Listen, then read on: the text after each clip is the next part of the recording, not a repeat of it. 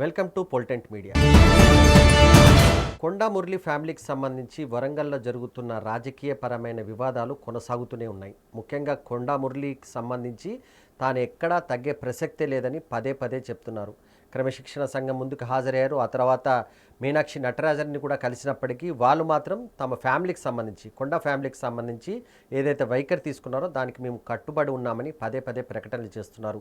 ముఖ్యంగా వరంగల్ జిల్లాకు సంబంధించి ఇప్పటికే ఉన్న కాంగ్రెస్ నేతలకు, అదేవిధంగా కొండా మురళికి ఫ్యామిలీకి సంబంధించి మాత్రం మాటల యుద్ధం కొనసాగుతూనే ఉంది. ముఖ్యంగా పరకాలకు సంబంధించి ఏదైతే రేవూరు ప్రకాష్ రెడ్డి ప్రస్తుతం ఎమ్మెల్యేగా ఉన్నారో ఆ నియోజకవర్గానికి సంబంధించి కొండా మురళి కుమార్తె సుష్మిత అక్కడ పోటీ చేయాలని నిర్ణయించుకున్నట్టుగా ప్రచారం జరుగుతుంది. ఆమె సోషల్ మీడియాలో కూడా తమ సోషల్ మీడియా ద్వారా ఒక అంశాన్ని కూడా స్పష్టం చేశారు.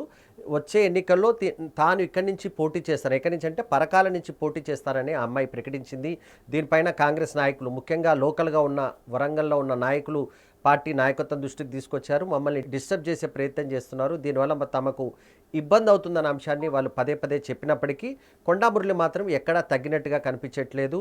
ఇదేం కొత్త కాదు. నిజానికి వరంగల్ రాజకీయాలని దగ్గర నుంచి చూసిన వాళ్ళందరికీ స్పష్టంగా ఒక విషయం కనబడుతుంది. కొండా మురళికి సంబంధించిన స్టైలు డిఫరెంట్గా ఉంటుంది. ఉమ్మడి వరంగల్ మొత్తాన్ని కూడా తామే కవర్ చేయాలనే ఆలోచనలో వాళ్ళు ఉన్నట్టుగా మనకు కనిపిస్తుంది. ఎంత వివాదంలో ఉంటారో అదేవిధంగా అంత యాక్టివ్ కూడా ఆయన రాజకీయాల్లో ఉంటారు.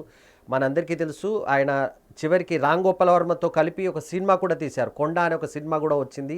అలాంటి యాక్టివ్గా ఉండడానికి తాను కొంచెం రాజకీయాల్లో ఒక నియోజకవర్గానికే పరిమితం కావడానికి కొండా ఫ్యామిలీ ఎప్పుడు ఇష్టపడదు. 2-3 నియోజకవర్గాల్లో తమ ప్రభావం చూపాలని చెప్పేసి వాళ్ళు మొదటి నుంచి ప్రయత్నిస్తున్నారు. అందులో భాగంగానే కాంగ్రెస్ నాయకత్వం కానీ, ముఖ్యమంత్రి చెప్పినా, ఎవరు చెప్పినా కానీ ప్రస్తుతానికి మాత్రం తాము ఒక డైరెక్షన్లో ఉన్నాం, అది కొనసాగిస్తామనే అభిప్రాయంతోనే కొండా ఫ్యామిలీ ఉన్నట్టుగా మనకు కనిపిస్తుంది.